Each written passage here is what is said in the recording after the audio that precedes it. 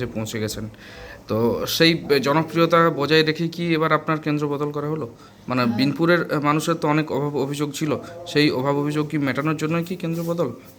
দেখুন, সেটা তো বলতে পারবো না। সেটা দল থেকে যেভাবে আমাকে নির্দেশ দেওয়া হয়েছে এবং যেভাবে নির্দেশ দেবে, আমি সবসময় সব জায়গায় তৃণমূল কংগ্রেসের একজন সৈনিক হিসেবে লড়াই করতে প্রস্তুত আছি।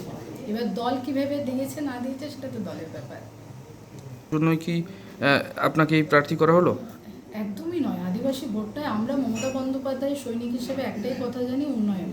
উন্নয়ন, সেখানে মানুষের দাবি দেওয়া, রাস্তাঘাট থেকে আরম্ভ করে পানীয় জল থেকে আরম্ভ করে বিভিন্ন ডেভেলপমেন্টের যে কাজকর্মগুলো, সেগুলোকে আমরা মেনলি দায়িত্বে নিয়ে দেখতে চাই।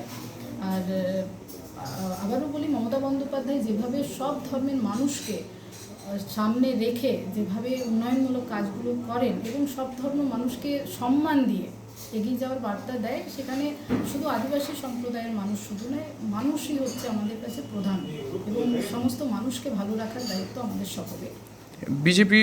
বিজেপি তো আদিবাসী ভোটে ভাগ বসাচ্ছে। কি হবে জঙ্গলমহলের কেন্দ্রগুলিতে?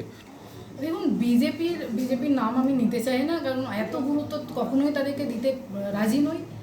আমার কাছে মমতা বন্দ্যোপাধ্যায় উন্নয়ন, তৃণমূল কংগ্রেসের একজন কর্মী হয়ে মানুষের কাছে বার্তা পৌঁছে দেওয়া, বিজেপি যেভাবে সন্ত্রাস ছড়ানোর যে একটা প্রক্রিয়া চালাচ্ছে, বিজেপি যেভাবে মানুষে ভেদাভেদ তৈরি করার চেষ্টা করছে, বিজেপি যেভাবে ধর্মের নামে ভেদাভেদ চেষ্টা করছে, তো সেই জায়গাগুলোকে বন্ধ রাখতে হবে। কারণ জঙ্গলমহলের মানুষ অনেক রক্তাক্ত শরীর দেখেছে, অনেক অশান্তি দেখেছে, এখন ভালো আছে।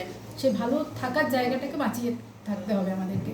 বিজেপির কথায় উস্কানিমূলক কথায় এবং বিজেপিকে চলতে একটাও আমরা মাটি ছাড়তে রাজি নই। আমরা চাই না অশান্তি, আমরা উন্নয়নকে এগিয়ে নিয়ে যেতে চাই, মমতা বন্দ্যোপাধ্যায় হাতকে শক্তিশালী করতে চাই।